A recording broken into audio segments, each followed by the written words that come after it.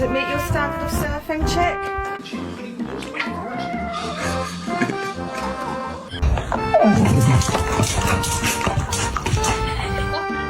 He just wants to sit with you. Let him sit with you.